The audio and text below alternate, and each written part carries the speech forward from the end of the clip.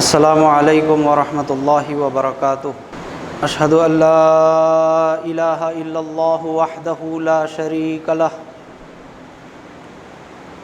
واشہد ان محمدا عبدہ ورسولہ،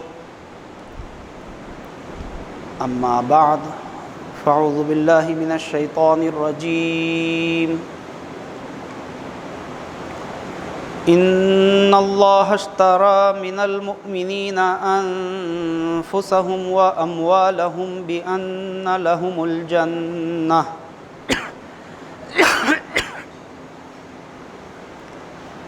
یقاتلون فی سبیل اللہ فیقتلون ویقتلون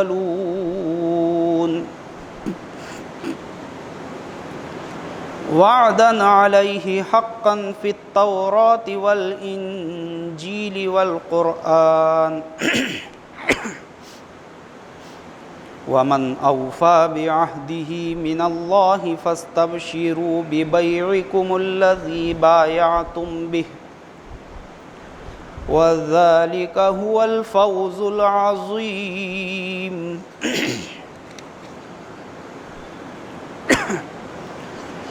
التائبون العابدون الحامدون السائحون الراكعون الساجدون الآمرون بالمعروف والناهون عن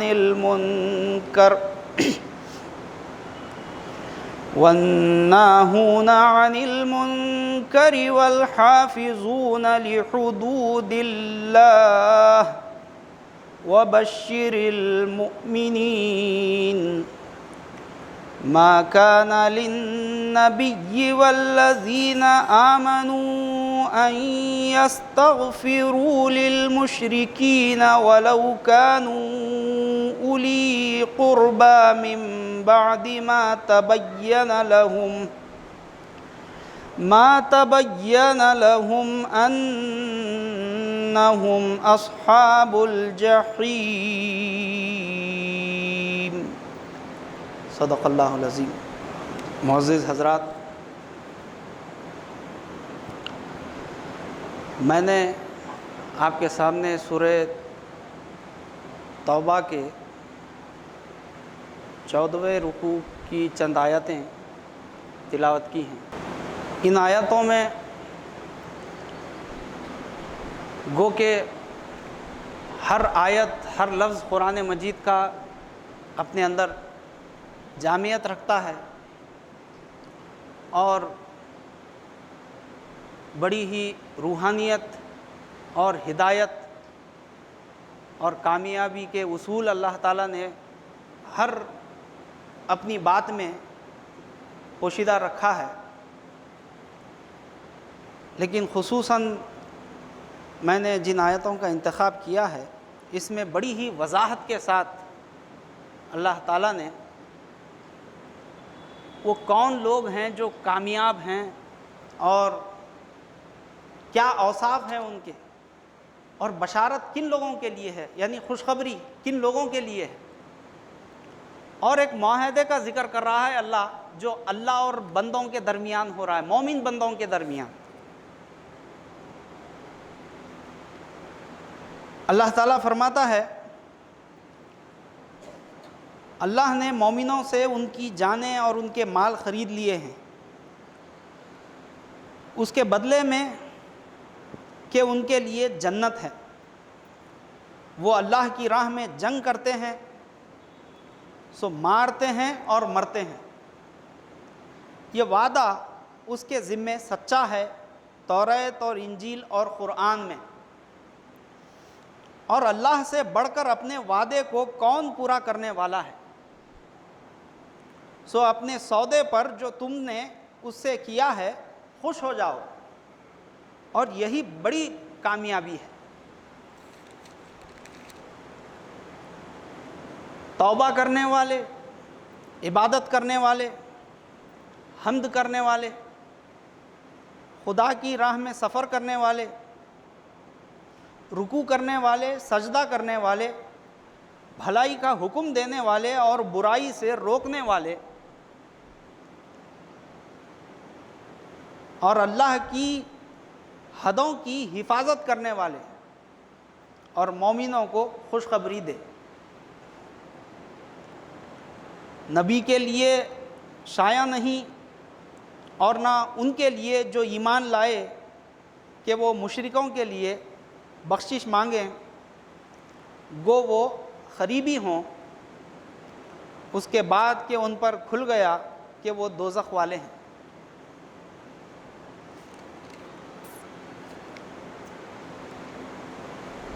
یہ سورہ توبہ کی 111ویں آیت جو 14ویں رکوع کی پہلی آیت ہے، اس میں اللہ تعالیٰ نے ایک بہترین اصول بیان کیا ہے کہ جو کوئی ایماندار ہے اور جو کوئی اللہ کی عبدیت میں داخل ہو جاتا ہے، اس کو چاہیے کہ وہ اپنے جان کو اور اپنے مال کو اللہ کے سپرد کر دے۔ یہ گویا ایسا ہے، آپ اپنی جان کے اور اپنی مال کے آپ امین ہیں، یعنی یہ وقتیہ طور پر آپ کے ہاتھ میں دی گئی ہے یہ چیزیں، یہ دو چیزیں جو انسان کی جان ہے اور اس کا مال ہے، اس کی حفاظت کرنا ہے اور اس کو صحیح راہ پر لگانا ہے، صحیح کام میں استعمال کرنا ہے اس کو، یہ اس کی ذمہ داری ہے۔ یہ چیز اگر سمجھ جاتا ہے بندہ تو اس کی دین اور دنیا میں سرخروئی ہے، کامیابی ہے۔ اس آیت میں اللہ فرماتا ہے ان اللہ اشتری من المؤمنین انفسهم واموالهم بان لهم الجنہ، اللہ تعالیٰ نے مومنوں سے ان کے مال کو اور ان کے جان کو خرید لیا ہے۔ یہ گویا ایک معاہدہ ہو رہا ہے اللہ اور بندوں کے درمیان، مومن بندوں کے درمیان ایک ایگریمنٹ ہو رہا ہے اور ایک سودے بازی ہو رہی ہے، ایک لین دین ہو رہا ہے، خرید و فروخت۔ اللہ کہہ رہا ہے تم مجھے تمہاری جان اور تمہارا مال میرے حوالے کر دو، میں تمہیں جنت کی بشارت دے رہا ہوں، بلکہ جنت تمہارا حق ہے اگر کہ تمہارا مال اور تمہاری جان کو اللہ کی راہ میں لگاتے ہو۔ اللہ ایک دوسری جگہ بھی فرماتا ہے یقرض اللہ قرضا حسنا، کوئی ہے جو مجھے قرض حسنا دے؟ اللہ مانگ رہا ہے بندوں سے، کیا مانگ رہا ہے؟ قرض حسنا۔ قرض حسنا کہتے ہیں وہ مال جو ہے نا کسی کے پاس سے آپ لیتے ہیں اس وعدے کے ساتھ کہ میں اتنی مدت میں آپ کو لوٹا دوں گا، بغیر کسی اجرت کے یا جو ہے نا اس میں کچھ اضافہ پیسے لین دین کے، کچھ سود کے معاملے سے ہٹ کر، بالکل ایسے ہی ہاتھ بدل کے طور پر قرض اللہ مانگ رہا ہے بندوں سے۔ یقرض اللہ قرضا حسنا، کوئی ہے جو مجھے قرض حسنا دے؟ وہ کیا ہے؟ اس دنیا میں جو اللہ دیکھنے کے لیے، جانچنے کے لیے تمہیں اس دنیا میں بھیجا ہے کہ الذی خلق الموت والحیات لیبلوکم ایکم احسن عملا، میں نے اس دنیا میں تمہیں جو بھیجا ہے وہ اس لیے کہ میں تمہیں دیکھوں کہ تم میں کون بہترین عمل کرنے والا ہے۔ اب اس دنیا میں جو ہے نا وہ مانگ رہا ہے تمہاری جان اور تمہارے مال کو میرے سپرد کر دو، ان چیزوں کو سرنڈر کر دو، اللہ کے حوالے کر دو، اور پھر دیکھو کہ کیسے جو ہے نا تم غالب آتے ہو، کامیابی و کامرانی کیسے تمہارے قدم چومتے ہوئے آتی ہے، تم ہی غالب رہو گے، تمہیں گھبرانے کی یا مایوس ہونے کی کوئی ضرورت ہی نہیں ہے۔ وَلَا تَهِنُوا وَلَا تَحْزَنُوا وَأَنْتُمُ الْأَعْلَوْنَ إِن كُنتُم مُؤْمِنِينَ، تم مایوس مت ہو، گھبراؤ مت، غمگین مت ہو، تم ہی غالب آؤ گے شرط کیا لگایا اللہ تعالیٰ نے؟ اگر کہ تم مومن ہو، مومنانہ اوصاف ان آیتوں میں نے جو تلاوت کی ہیں، ان میں وہ مومنوں کے اوصاف اللہ بالکل واضح طور پر بیان کر رہا ہے کہ بشارت کن لوگوں کے لیے ہے، وہ کون لوگ ہیں مومن بندے۔ تو یہ جو ہے نا اللہ تعالیٰ یہ چاہتا ہے کہ تم جو ہے نا تمہارا مال اور تمہاری جان کو میرے حوالے کر دو۔ یہ جو معاہدہ ہے، اس معاہدے کو حضور سردار دو عالم صلی اللہ علیہ وسلم اور صحابہ اکرام نے حضور صلی اللہ علیہ وسلم کی فیض صحبت میں تیار شدہ وہ لوگ، وہ حضور کے رنگ میں رنگین شدہ صحابہ اکرام، انہوں نے اس معاہدے کو کیسے روبہ عمل لایا، کیسے اپنے مال اور اپنی جانوں کے نذرانوں کو پیش کیا دین اسلام کے لیے، دین کو غالب کرنے کے لیے۔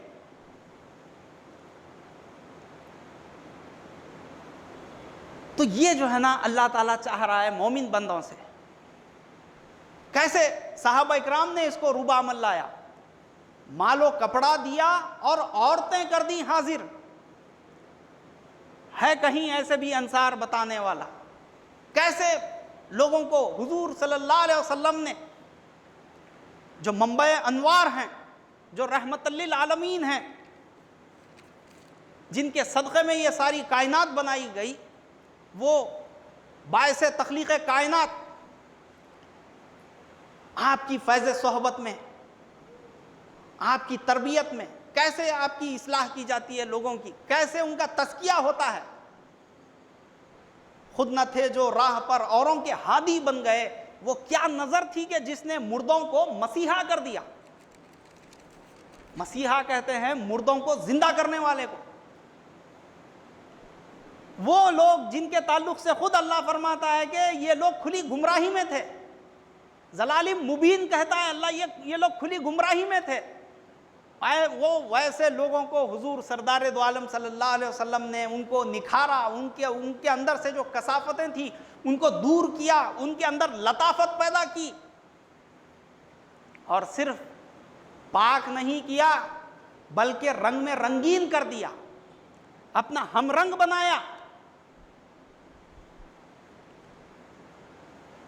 حضور سردار دو عالم صلی اللہ علیہ وسلم معراج پر جاتے ہیں تو تنہا نہیں جاتے، بلکہ اپنے متبعین کو، اپنے صحابہ کو عرش معلیٰ پر پاتے ہیں۔ آسمانوں پہ نظر آئے رسولان امم، عرش اعظم پہ غلامان رسول عربی، تھے علی عرش معلیٰ پہ محمد کے ساتھ صلی اللہ علیہ وسلم، بو بکر و عمر و عثمان و بلال حبشہ۔ حضور نے اپنے متبعین کو اپنا رنگ چڑھا دیا۔ کوئی نیا آدمی آتا، کوئی اجنبی شخص آتا، حضور اور صحابہ اکرام کے درمیان فرق محسوس نہیں کرتا تھا۔ اسی لیے لوگ آتے تو پوچھتے ایکم محمد، ایکم محمد، کہ تم میں محمد کون ہے صلی اللہ علیہ وسلم۔ بال کے چھوڑے ہوئے، داڑھی کے بڑھانے والے، ہر صحابی کا یہی ٹھاٹ تھا ماشاءاللہ۔ یہ ایسے جو ہے نا لوگوں کو حضور صلی اللہ علیہ وسلم، جن کے تعلق سے خود اللہ اس کتاب میں فرماتا ہے قرآن مجید میں کہ یہ لوگ اس سے قبل حضور سردار دو عالم صلی اللہ علیہ وسلم کے آنے سے قبل، آپ کی بعثت سے قبل، اسلام آنے سے قبل، یہ لوگ کھلی گمراہی میں تھے۔ وہ ایسے لوگوں کو جو انتہائی پستی میں تھے، ان کو عام لیول پر لے کر آ کر پھر اپنے ساتھ عرش معلیٰ پر تک رسائی کروانا، یہ کوئی عام بات نہیں تھی، یہ کوئی معمولی بات نہیں تھی۔ اسی لیے سرکار دو عالم صلی اللہ علیہ وسلم فرماتے ہیں کہ یہ جب آیت کا نزول ہوا آپ کے قلب پر، فاستقم کما امرت ومن تاب معک، کہ سرکار فرماتے ہیں کہ سورہ ہود کی آیت نے میری کمر کو جھکا دیا، یعنی اس میں ایک ذمہ داری تھی، ایک بہت بڑا بوجھ تھا اس میں۔ وہ بوجھ یہ تھا کہ اے حبیب صلی اللہ علیہ وسلم، اللہ کہتا ہے کہ آپ اکیلے تنے تنہا عروج پر، معراج پر چلا جانا یہ کوئی بڑی بات نہیں ہے، بلکہ اپنے متبعین کو اپنا ہم رنگ بنا کر انہیں بھی اپنے ساتھ لے چلو۔ یہ وہ بات تھی جو کسی نبی نے اپنے ساتھیوں کو اپنا ہم رنگ نہیں بنایا، اپنے رنگ میں رنگین نہیں کیا، اپنے ہم خیال لوگوں کو بنایا، لیکن رنگ میں رنگین کرنے والی جو ذات تھی وہ حضور منبع انوار، رحمت للعالمین، شفیع المذنبین، خاتم النبین، حضور احمد مجتبیٰ محمد مصطفیٰ سردار دو عالم صلی اللہ علیہ وسلم کی ہے، کہ جن کے تعلق سے خود حضور سردار دو عالم صلی اللہ علیہ وسلم فرماتے ہیں کہ اول ما خلق اللہ نوری، سب سے پہلے اللہ نے میرے نور کو پیدا کیا، انا من نور اللہ وکل شیء من نوری، میں اللہ کے نور سے ہوں اور ساری کائنات میرے نور سے بنائی گئی ہے، کنت نبینا آدم بین الماء والطین، میں اس وقت سے نبی ہوں جبکہ آدم کا وجود ابھی مٹی اور پانی کی منزلیں طے کر رہا تھا۔ تو وہ جو ہے نا حضور سردار دو عالم صلی اللہ علیہ وسلم کی ذات گرامی اور آپ کی تربیت، آپ کی حکمت، آپ کی فیض صحبت کی وجہ سے وہ لوگ جو اپنی جو ہے نا ذاتی مصروفیات میں اور اپنی دنیا میں مصروف تھے، وہ لوگوں کو حضور صلی اللہ علیہ وسلم نے اللہ سے جوڑا، ان کی توجہ کو اللہ کی طرف مبذول کروایا اور ان سے ان کے جانوں کو اور ان کے مالوں کو خرید لیا۔ اسی لیے وہ لوگ کبھی پسو پیش نہیں ہوئے، اپنے مال کو اور اپنی جان کو اللہ کے لیے لگانے میں کبھی پیچھے نہیں ہٹے، جان دی ہوئی اسی کی تھی، حق تو یہ ہے کہ حق ادا نہ ہوا، کیونکہ جیسا کہ ان آیت میں ہے اللہ تعالیٰ مومن بندوں سے یہ معاہدہ کر رہا ہے کہ تمہارا مال اور تمہاری جان میرے حوالے کر دو اور یہ جنت تمہارا حق ہے۔ تو یہ جو ہے نا اللہ تعالیٰ بیان کر رہا ہے کہ ان اللہ اشتری من المؤمنین انفسہم واموالہم بان لہم الجنہ، جنت کے عوض میں، جنت کے بدلے میں اللہ تعالیٰ نے مومنوں سے ان کے مالوں کو اور ان کے جانوں کو خرید لیا۔ تو یہ اور آگے مزید اللہ فرماتا ہے ان کے اوصاف، ان کا کیا کام ہوگا، یقاتلون فی سبیل اللہ، وہ اللہ کی راہ میں قتال کریں گے، اللہ کی راہ میں جہاد کریں گے۔ یہ جو سورہ ہے یہ سورہ توبہ ہے، اس میں زیادہ تر اللہ تعالیٰ نے قتال کا، جہاد فی سبیل اللہ کا اور دشمنان اسلام کی سرکوبی کا اور ان کی بیخبنی کا، باطل طاقتوں کے خلا خما کرنے کا ذکر کر رہا ہے، اور جو مجاہدین اسلام ہیں، جو اسلام کے علمبردار ہیں، ان لوگوں کے جو ہے نا نصرت اور کامیابی کا ذکر کر رہا ہے۔ تو یہ جو ہے نا اس میں اللہ تعالیٰ فرماتا ہے یقاتلون فی سبیل اللہ، وہ اللہ کی راہ میں جہاد کرنے والے ہوں گے، وہ قتال کرنے والے ہوں گے، برائی کا خاتمہ کرنے والے وہ لوگ ہوں گے۔ اور جو قتال کرتا ہے، جہاد فی سبیل اللہ کیا ہے، یہ تبلیغی رکاوٹ کو دور کرنے کا نام ہے۔ اور جیسا کہ ایک سرجن ہوتا ہے، وہ آپریشن کرتا ہے کسی انسان کے، مثال کے طور پر پیر میں کچھ انفیکشن ہو جائے اور وہ ذیابیطس کا مریض ہو، تو سرجن مشورہ دیتا ہے کہ یہ اتنا حصہ پیر کا آپ کا کاٹنا پڑے گا۔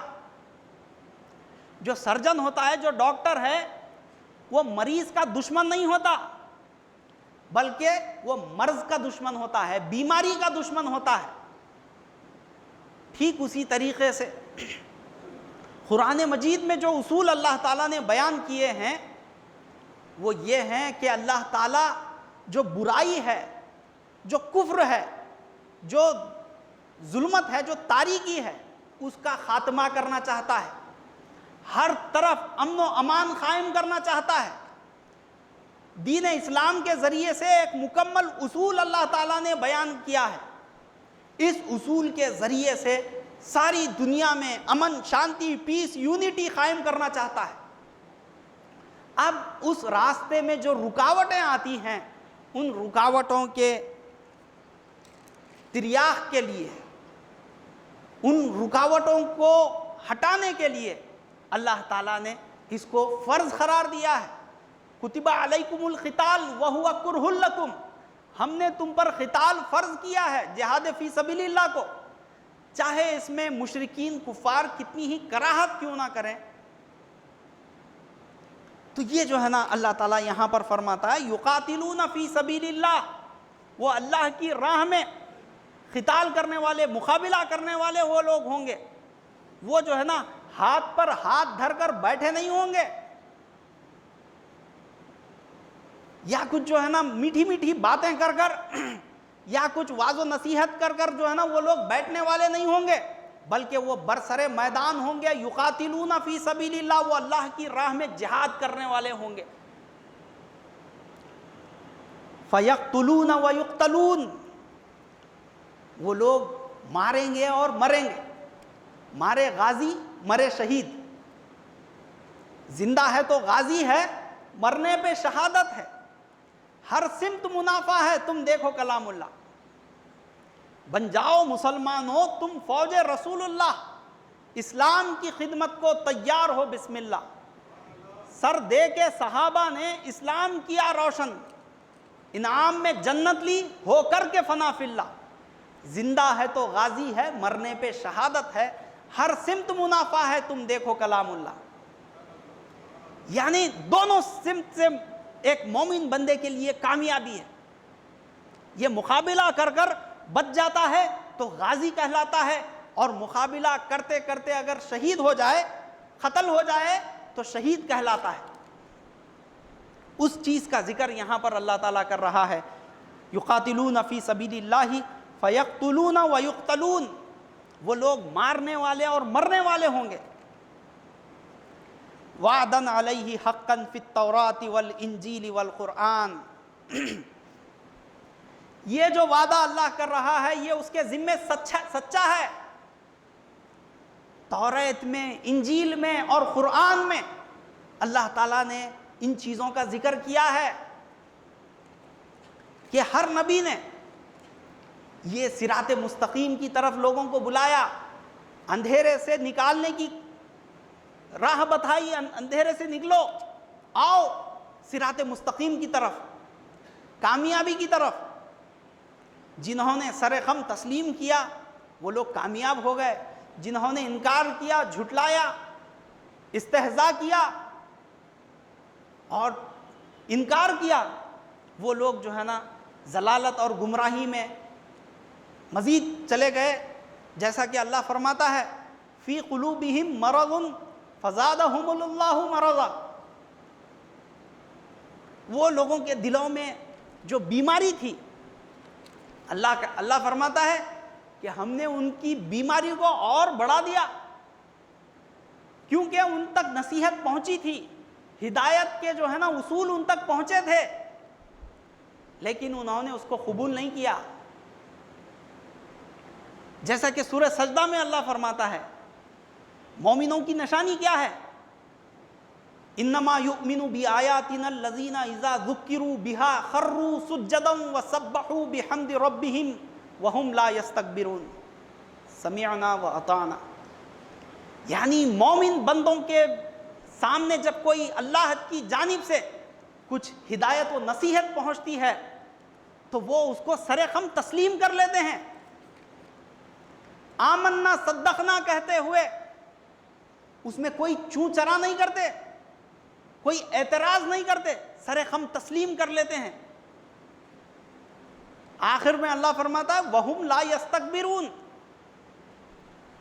اور یہ لوگ جو ہے نا تکبر کرنے والے نہیں ہوتے، اترانے والے نہیں ہوتے۔ تو یہ جو ہے اللہ تعالیٰ بیان کر رہا ہے کہ یہ وعدن علیہ حقاً، یہ اللہ کا وعدہ بالکل سچا ہے، فی التوراۃ والانجیل والقرآن، تورات میں، انجیل میں اور قرآن میں نبیوں کی تاریخ اٹھا کر دیکھیے، ان کے جو ہے نا شریعت کا یا ان کے تعلیمات کا جائزہ لیجئے تو آپ کو معلوم ہوگا ہر نبی نے لوگوں کو اس مادی دنیا سے چھڑانے کی کوشش کی اور بلایا اپنی طرف، آؤ میری طرف، کامیابی کی طرف، ہدایت کی طرف، اللہ کی طرف آؤ، کیونکہ یہ دنیا بڑی لبھانے والی ہے، اس کے اندر کشش ہے، یہ اس کشش سے بچنا جو ہے نا یہ بڑی کامیابی ہے۔ اور یہاں پر کیونکہ مصیبتیں ہیں، تنگ دستی ہے، آزمائشیں ہیں، امتحانات ہیں، کیونکہ اللہ فرماتا ہے یہ جو جنت ہے یہ جو ہے نا ہم نے اس کو مصیبتوں سے گھیر رکھا ہے۔ اللہ فرماتا ہے الجنت تحت ظلال السیوف، جنت جو ہے نا نرم نرم مخمل کے گدوں پر یا اے سی کے محلات میں نہیں بلکہ تلواروں کے سائے میں ہے۔ تلواروں کے سائے سے مراد مصیبتوں میں، امتحانات میں،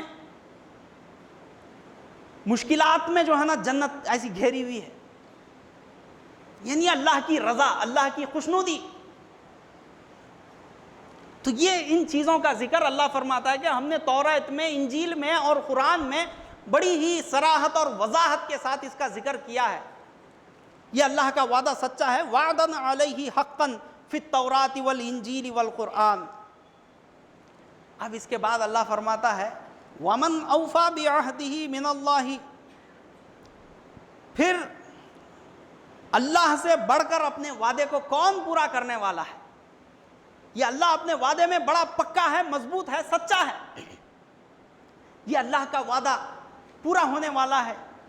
ہاں البتہ کیونکہ انسان کے تعلق سے اللہ فرماتا ہے کہ انسان بڑا جلد باز واقع ہوا ہے، یہ ہر چیز جو ہے نا ہر معاملے کو اور اس کے انتہا تک یا اس کے نتائج کو جلد سننے کا، اس کے فیصلے کو جلد سننے کا یہ بے چینی سے انتظار کرتا رہتا ہے، لیکن اللہ تعالیٰ کی حکمت عملی اور اس کی جو مرضی ہوتی ہے وہ اللہ کے مقرب بندے ہی جانتے ہیں۔ وہ جو جن کا ذکر کر رہا ہے اللہ تعالیٰ، وہ جو اولو الالباب جو لوگ ہیں، اللہ کے معرف بندے، عارف بندے، اللہ کی معرفت رکھنے والے، دین اسلام کی گہرائی کو سمجھنے والے، اولو الالباب، وہ لوگ سمجھتے ہیں اللہ کی مرضی کو، اللہ کے منشے کو۔ ہر کسی کے بس کی بات نہیں ہے اللہ کی کیا مرضی ہے، کیا منشا ہے، اللہ چاہ رہا کیا ہے۔ یہ اللہ والوں کی صحبت میں، ان کی فیض صحبت میں جب بیٹھتا ہے، لوگ بیٹھتے ہیں تو وہاں پر جو ہے نا کچھ چیز حاصل ہوتی ہے، نہ کتابوں سے، نہ کالج کے درس سے پیدا، دین ہوتا ہے بزرگوں کی نظر سے پیدا۔ یعنی آپ سچے نیک متقی پرہیزگار لوگوں کی صحبت میں جب بیٹھیں گے، جو اپنے مال کو اور اپنی جان کو اللہ کے سپرد کر دیے ہوں، ان لوگوں کی صحبت میں جب آپ بیٹھیں گے تو آپ کے اندر سے حضرت العالم فرماتے ہیں اللہ والے کی پہچان یہ ہے کہ اس کی صحبت میں جتنی بھی دیر آپ بیٹھو تو آپ اپنی دنیا بھول جاؤ گے۔ کس کام سے میں نکلا تھا، میں کیا چاہ رہا تھا، میں کدھر جا رہا تھا، یہ سب آپ بھول جائیں گے۔ آپ کو اس کی صحبت، اس کی باتیں، کیونکہ جو مومن بندے ہوتے ہیں وہ جہاں بیٹھے وہاں جنت بنا لیتے ہیں۔ نتبوؤ من الجنت جنت حیث نشاء، جہاں بیٹھے وہاں جنت کی کیاری جو ہے نا محسوس کرنے لگتے ہیں آپ۔ یہ ایک مومن کی شناخت ہے، اس کی پہچان ہے کہ اس کی فیض صحبت میں جب آپ بیٹھیں گے تو آپ اپنی دنیا بھلا دیں گے۔ اور ایک جو انتہائی مادہ پرست انسان جو ہوتا ہے، دنیا دار، وہ جب ایک اللہ والے کی صحبت میں آتا ہے تو اس کو وہاں پر ہول پریشانی ہوتی ہے، اگرچہ وہ اخلاص کے ساتھ آتا ہے اور تائب ہوتا ہے اپنی کوتاہیوں سے، اپنی لغزشوں سے، تو وہ وہاں پر اس کو ہدایت ملتی ہے، نصیحت حاصل کرتا ہے. ورنہ اگر نفس امارہ کی منزل پر اگر وہ ہے تو پھر اس کو وہاں پر ہول پریشانی ہو جاتی ہے، نکال دیا جاتا ہے اس صحبت سے وہ. تو یہ جو ہے نا اللہ تعالیٰ، اسی لیے یہاں پر حضرت قبلہ عالم کے دربار میں ہر کسی سے حضرت قبلہ عالم نے بیعت نہیں لی. کوئی آئے ان کو پہلے یہ درس دیتے کہ یہ فقیری دربار ہے، ان چیزوں کو سمجھو پہلے. اسلام کی حقانیت کیا ہے، اسلام غالب کیسے آتا ہے، اور دین کو فتح و نصرت و کامیابی کیسے ملتی ہے، کن اصول سے ملتی ہے، انسان کامیاب کب ہوتا ہے، ان چیزوں کو سمجھو. اس کے بعد جو ہے نا اس بیعت میں داخل ہو جاؤ. ایک صاحب آئے بیعت کرنے کے لیے تو حضرت قبلہ عالم نے پوچھا کس لیے بیعت کر رہے ہو؟ تو وہ صاحب نے کہا حضرت میرے ماموں بیعت کیے، میں بھی بیعت کرنا چاہتا ہوں. نہیں یہ ماموں بیعت کرے تو بھانجے بیعت کرنے کی یہ بیعت نہیں ہے، سمجھ کر آؤ آپ. کیونکہ یہاں پر اس بیعت میں جو ہے نا یہ بیعت رضوان ہے. یہ جو میں نے آیت جو تلاوت کی ہے، جن آیتوں کا انتخاب کیا ہے، بیعت کے اصول میں بھی یا بیعت نامہ جو ہے حضرت قبلہ عالم کا، اس میں بھی حضرت قبلہ عالم نے اسی آیت کا انتخاب کیا ہے. ان اللہ اشتری من المؤمنین انفسهم واموالهم بان لهم الجنہ، کہ مومنوں نے، اللہ تعالیٰ نے مومنوں سے ان کے مالوں کو اور ان کے جانوں کو خرید لیا ہے اور اس کے عوض میں انہیں جنت عطا کی ہے. تو یہ اس آیت کو اللہ تعالیٰ بیعت نامے میں رکھتے ہیں، بیعت کے اصول میں، کیونکہ اس آیت میں جان اور مال کے لگانے کا ذکر ہے. اور بیعت میں کیا اقرار کیا جاتا ہے کہ میں دین اسلام کے پھیلانے کے لیے ہر وقت جان اور مال سے تیار رہوں گا، دین کو دنیا پر مقدم رکھوں گا، حتی الامکان قرآن مجید کے احکامات کی پابندی کروں گا. یہ اقرار لیا جاتا ہے. یہ مصیبتوں والی بیعت ہے. یہ صرف جو ہے نا ایک رسم نہیں ہے کہ صرف زبان سے اقرار کر لیے اور پھر اپنی ہی دنیا میں آپ مصروف رہے. وہی رفتار بے ڈھنگی جو پہلے تھی سو اب بھی ہے کہ مصداق اگر آپ رہے تو وہ کوئی اس کا اثر نہیں ہوتا. ہاں اس کا روحانی اثر بڑا ضرور ہے. کب ہے؟ تب آپ اس پر مکمل طور پر عمل پیرا ہوں گے، ان اصول پر. وہ جو اقرار آپ نے کیا اس پر کاربند جب آپ رہیں گے تو وہ جو ہے نا اللہ تعالیٰ کی تائید، اللہ تعالیٰ کی مدد، اللہ تعالیٰ کی نصرت برابر آپ کے ساتھ شامل حال ہوتی ہے. جدھر جائے گا تو ادھر ہے فتح، تیرے سر پہ اللہ نبی مصطفیٰ. تو وہ کب ہوتا ہے؟ اللہ کی نصرت و کامیابی کب آتی ہے؟ جب آپ اپنے مال اور اپنی جان کو اللہ کے سپرد کر دیتے ہیں، اللہ کے حوالے کر دیتے ہیں. میرا مجھ میں کچھ بھی نہیں، جو کچھ ہے سو تیرا ہے، تیرا تجھ کو دے دینے میں کیا جاتا سو میرا ہے. کہ مصداق ایک مومن کی زندگی ہوتی ہے. وہ دنیا میں گو بضرور رہتا ہے لیکن اس کا پورا تعلق اللہ سے ہوتا ہے، اللہ کے دین کو غالب کرنے کی فکر لاحق ہوتی ہے. میری زندگی کا مقصد تیرے دین کی سرفرازی، میں اسی لیے مسلمان، میں اسی لیے نمازی، کوئی دوسرا مقصد نہیں ہوتا وہاں پر. ان صلاتی و نسکی و محیایا و مماتی للہ رب العالمین. بے شک میری نماز، میری قربانی، میرا جینا، میرا مرنا کس کے لیے؟ اللہ کے لیے، اللہ کے دین کو نافذ کرنے کے لیے. کوئی اپنی جلب منفعت کی خاطر نہیں، دین کے لیے، اللہ اور اس کے رسول کے پیغام کو پہنچانے کے لیے. ایک مومن کا یہ شیوا ہوتا ہے، یہ اس کا مقصد ہوتا ہے. وہ دنیا میں ہوتا ہے بظاہر کھاتا پیتا چلتا پھرتا نظر آتا ہے لیکن اس کے پورے تعلقات اللہ سے بالراست ہوتے ہیں. وہ دنیا سے کمال درجے کا منہ موڑا ہوا ہوتا ہے. دنیا میں ہوں، دنیا کا طلبگار نہیں ہوں، بازار سے گزرا ہوں، خریدار نہیں ہوں کہ مصداق اس کی زندگی ہوتی ہے. وہ جو ہے نا بیوی بچے سب کچھ رہتے ہیں اس کے، لیکن ان میں بیوی بچوں میں، مال دولت میں، گھر بار میں جو ہے نا وہ اس دلدل میں پھنسا ہوا نہیں ہوتا. بس جو مختصر سی طور پر جو اس کی ضروریات ہیں اس کو پورا کرتا ہے، اور پھر اس کے بعد وہ اس کی توجہ تو بالکل اس کی نظر جمی ہوئی ہوتی ہے اللہ کی طرف. انی وجہت وجہی للذی فطر السماوات والارض حنیفا وما انا من المشرکین، یعنی اس کا چہرہ، اس کی توجہ اللہ کی طرف ہوتی ہے جو زمین اور آسمان کا مالک ہے. تو یہ جو ہے نا اللہ تعالیٰ فرما رہا ہے کہ وہ کن لوگوں کے لیے یہ اوصاف، وہ ان لوگوں کے لیے جنہوں نے اپنے مال کو اور اپنی جان کو اللہ کے لیے لگا دیا. کیسے اس کے عملی نمونہ صحابہ اکرام نے اس کو عملی جامہ پہنایا ان آیتوں کو، کہ مال و کپڑا دیا اور عورتیں کر دی حاضر. ہے کہیں ایسے بھی انصار بتانے والا؟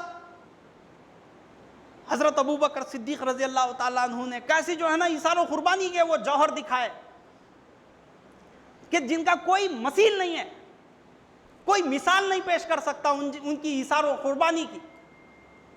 پروانے کو شمع ہے تو بلبل کو پھول بس، صدیق کے لیے ہے خدا کا رسول بس.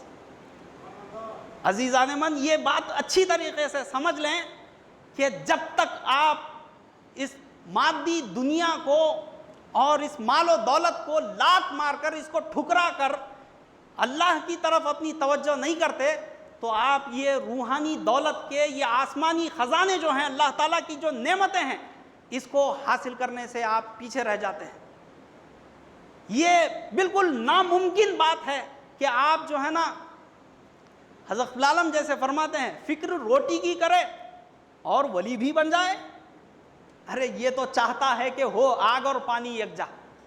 جیسے آگ اور پانی یہ دونوں ایک جگہ جمع نہیں ہو سکتے، ٹھیک اسی طریقے سے یہ مال و دولت کی محبتیں، یہ عیش و عشرت، یہ آسانیاں، یہ سہولتیں، یہ موٹر گاڑی اور یہ جو ہے نا یہ سب چیزیں، ان چیزوں کا جو ہے نا ان چیزوں میں ملوث نہیں ہوتا، ان چیزوں سے دل لگایا ہوا نہیں ہوتا مومن بندہ. یہ جو ہے نا اس کو کیا فرماتا ہے اللہ تعالیٰ؟ ذالک متاع الحیات الدنیا. ارے یہ جو ہے نا یہ ظاہری دنیا جو ہے نا یہ چھٹ جانے والی، یہ ختم ہونے والی. آؤ میری طرف، خیر ہے، بھلائی میری طرف ہے. زُيِّنَ لِلنَّاسِ حُبُّ الشَّهَوَاتِ مِنَ النِّسَاءِ وَالْبَنِينَ وَالْقَنَاطِيرِ الْمُقَنطَرَةِ مِنَ الذَّهَبِ وَالْفِضَّةِ. اللہ فرماتا ہے یہ جو ہے تو تم اپنے جو ہے نا مال و متاع اور جو ہے نا تمہارے جو ہے نا اولاد نرینہ، تمہارے مرد لڑکے، بیٹے تمہارے جس پر تمہیں زام ہے بڑا، تمہارے یہ رہائشی مکانات اور تمہاری یہ سواریاں، یہ مویشی، یہ ساری چیزیں کچھ کام آنے والی نہیں ہیں. یہ سارا ختم ہونے والا ہے. یہ دھوکے کی ٹٹی ہے. اللہ فرماتا ہے ان چیزوں کا ذکر، یہ فقیری کا درس حضرت قبلہ عالم نے یہاں پر دیا. فقر و فقری کی حقیقت ہمیں یہ کہتی ہے، اس سے اسلام کا دنیا میں بجے گا ڈنکا. کوئی چیز نہیں ہے، کوئی دوسری اور چیز نہیں ہے جس کی وجہ سے آپ جو ہے نا اللہ تک رسائی، اللہ کی رضا کو حاصل کر سکیں.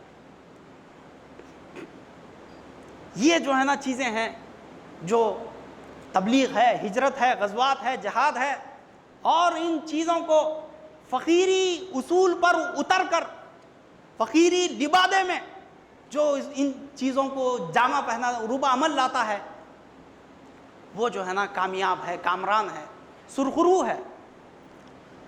تو یہ جو ہے نا اللہ فرماتا ہے وَمَنْ أَوْفَى بِعَهْدِهِ مِنَ اللَّهِ. اللہ سے بڑھ کر کون وعدہ وفا کرنے والا ہے؟ اس سے بڑھ کر کون جو ہے نا اپنے بات پر قائم رہنے والا ہے؟ فَاسْتَبْشِرُوا بِبَيْعِكُمُ الَّذِي بَايَعْتُمْ بِهِ. یہ جو سودے بازی ہوئی ہے، جو یہ ایگریمنٹ، یہ جو معاہدہ ہوا ہے، اللہ فرماتا ہے فَاسْتَبْشِرُوا، تم خوش ہو جاؤ، تمہیں بشارت ہے.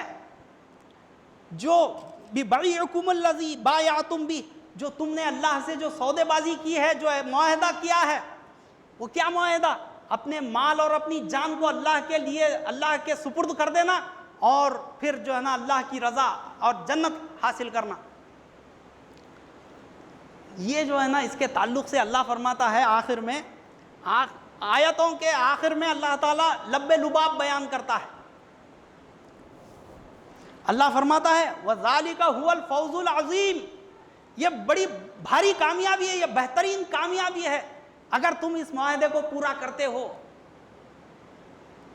ان چیزوں پر تم عمل پیرا ہوتے ہو، تو یہ بڑی کامیابی ہے۔ اللہ مزید آگے فرماتا ہے، یہ جو ہے نا مومنوں کے اوصاف بیان کر رہا ہے، وہ کون لوگ ہیں، وہ مومن کون ہیں، کیا ان کی نشانیاں ہیں، ان کی پہچان کیا ہے، کیا ان کی شناخت ہے۔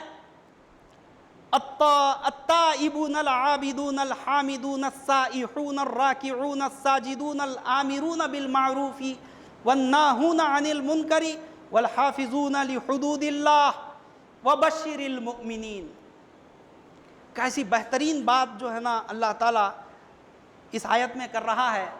اب وہ بشارت دے رہا ہے اللہ تعالیٰ، یہ اوصاف بیان کر کے آخر میں اللہ فرماتا ہے وبشر المؤمنین، ایسے مومن بندوں کے لیے بشارت ہے۔ کیسے؟ وہ کیا کرنے والے ہوں گے؟ التائبون، وہ جو ہے نا تائب ہونے والے، اپنی جو ندامت ہے، اپنی جو کوتاہی ہوئی ہے اپنے سے، اس پر نادم ہونے والے، بفر کر اکڑ کر یا جو ہے نا ٹھہرنے والے، یا اسی پر اپنی غلطی پر ڈٹ کر رہنے والے نہیں، بلکہ التائبون، وہ تائب ہونے والے، ندامت پسند، توبہ کرنے والے۔ التائبون العابدون، وہ اللہ کے عابد بندے ہوں گے، وہ اللہ کے عبادت گزار، وہ اللہ کی عبدیت میں شامل ہونے والے۔ عبدیت کیا ہے؟ اللہ کی مکمل طور پر غلامی اختیار کرنا، اللہ کے رنگ میں رنگین ہو جانا۔ صبغت اللہ، اللہ کا رنگ کیا ہے؟ صبغت اللہ ومن احسن من اللہ صبغہ، کیا ہی بہترین رنگ ہے اللہ کا۔ وَنَحْنُ لَهُ عَابِدُونَ، کہ ہم تمام جو ہے نا تیرے عابد بندے ہیں، تیری عابد لوگ ہیں، تیرے بندے ہیں۔ تو یہ اللہ کی عبدیت میں آ جانا، یہ مومن کے اوصاف بیان کر رہا ہے اللہ۔ وہ تائب ہونے والے، توبہ کرنے والے، اور اللہ کی ہمیشہ عبادت گزار وہ لوگ۔ فقیر کی بھی یہی جو ہے نا تفسیر بیان کی گئی ہے۔ فقیر کیا ہے؟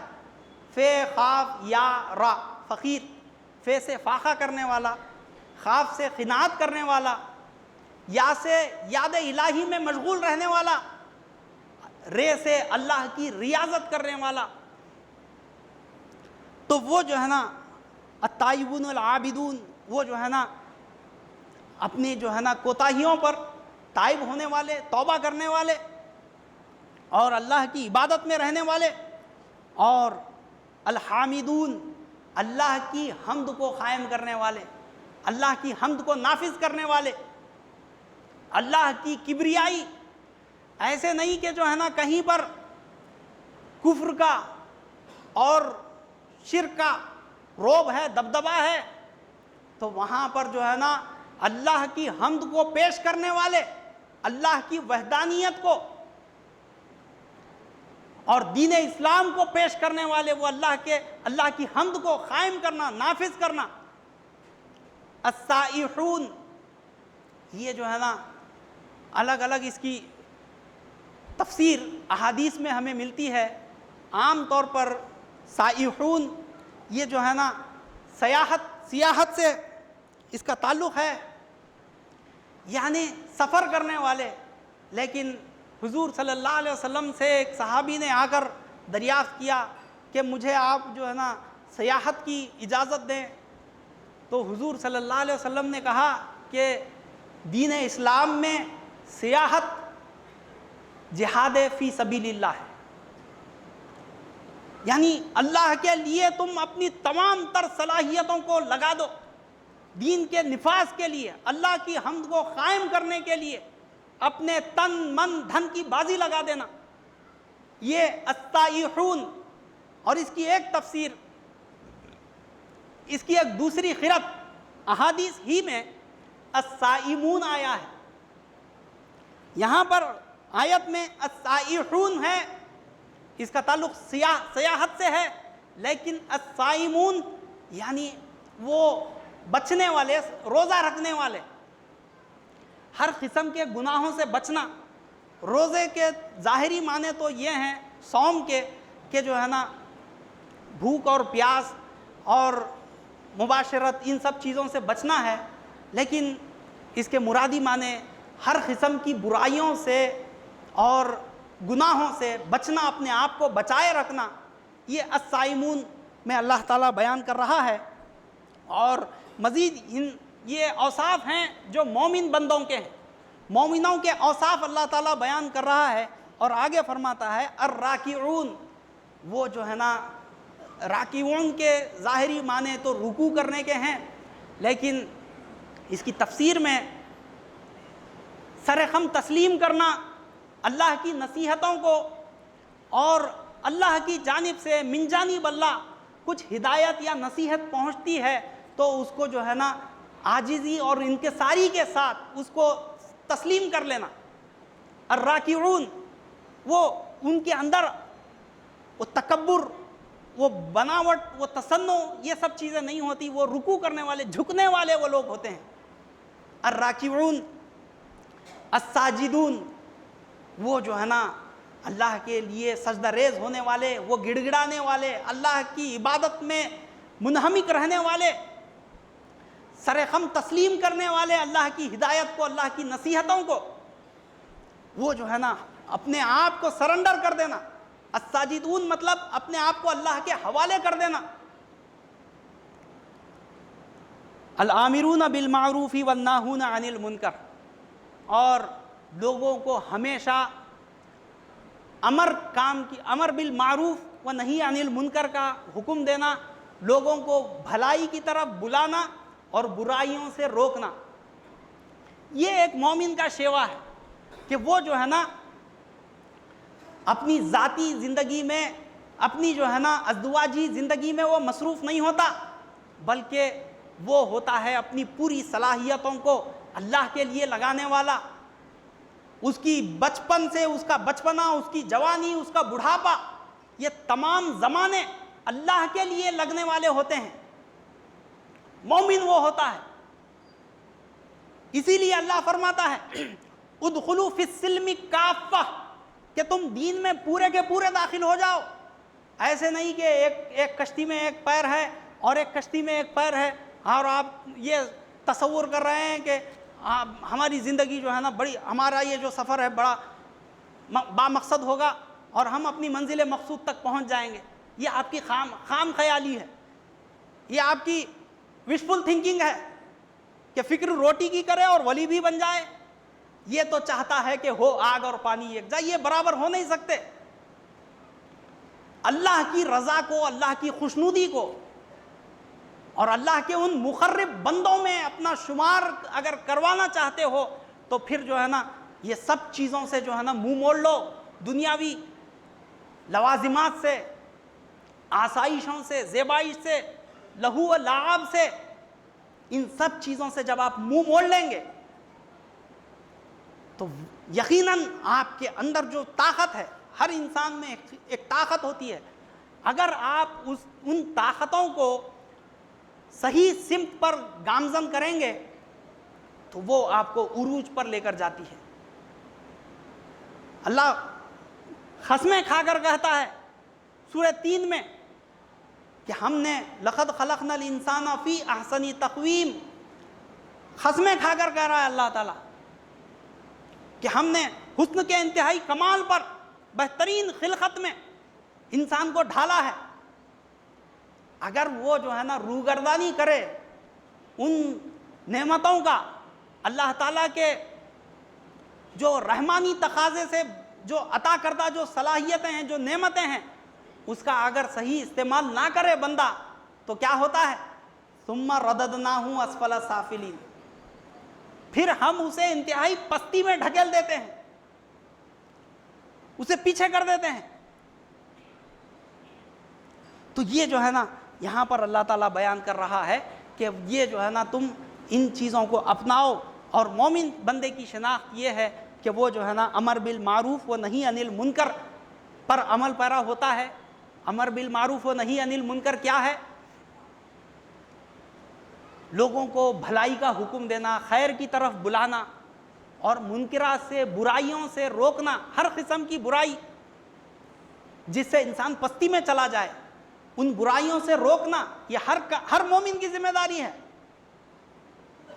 کیونکہ سرکار دو عالم صلی اللہ علیہ وسلم فرماتے ہیں کہ اگر تمہیں کوئی ایک بات بھی اگر تمہیں اچھی لگے تو اسے تم دوسروں تک پہنچاؤ۔ کوئی ایک بات تمہیں پسند آئے، کوئی خیر والی بات جس میں بھلائی ہو، جس میں فلاح ہو، وہ باتوں کو تم دوسروں تک پہنچاؤ۔ تو یہ جو ہے نا اللہ تعالیٰ اوصاف بیان کر رہا ہے کہ وہ توبہ کرنے والے، تائب ہونے والے، اپنے ندامت اختیار کرنے والے، عبادت کرنے والے، اللہ کی عبدیت میں، صفات اللہ کے رنگ میں رنگین ہونے والے، اور وہ جو ہے نا اللہ کی حمد کو قائم کرنے والے، اور وہ سر خم تسلیم کرنے والے، عاجزی اور انکساری پیدا کرنے والے، اور سجدہ کرنے والے، اور اپنے آپ کو اللہ کے سپرد کر دینے والے، اپنی جو ہے نا تمام تر صلاحیتوں کو لگانے والے، اور امر بالمعروف کا لوگوں کو حکم دینے والے، بھلائی کا اور منکرات سے روکنے والے، یہ جو ہے نا مومنوں کے اوصاف بیان کر رہا ہے۔ اور آخر میں اللہ فرماتا ہے والحافظون لحدود اللہ، وہ کیا کریں گے؟ اللہ کی جو حدود ہیں، جو حدود اللہ ہیں، ان حدوں کی حفاظت کرنے والے وہ لوگ ہوں گے۔ اللہ تعالیٰ حدیں بیان کر رہا ہے کہ یہ چیزیں ہیں ان پر عمل پیرا ہو جاؤ، اور یہ چیزیں ہیں ان سے رک جاؤ۔ اللہ جن چیزوں سے رکنے کے لیے کہہ رہا ہے ان سے رکنا ضروری ہے، کیونکہ ہر چیز کا ذکر اللہ تعالیٰ نے اس کھلی کتاب میں کی ہے۔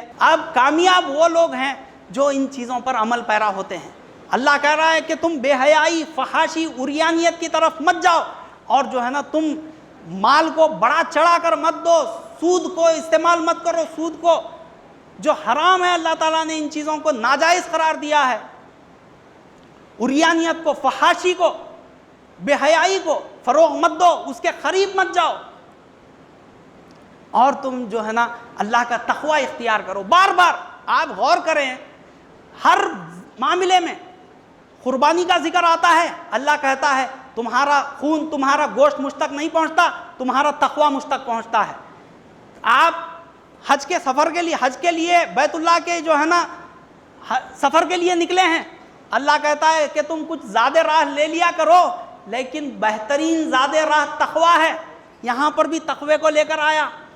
روزوں کا ذکر، ابھی ہم رمضان سے گزرے، روزوں کا ذکر آیا، لعلکم تتقون فرمایا اللہ تعالیٰ نے، تاکہ تم تقوی حاصل کرو۔ روزہ رکھنا کیوں ہے؟ لعلکم تتقون، تاکہ تمہارے اندر کچھ تقوی پیدا ہو سکے۔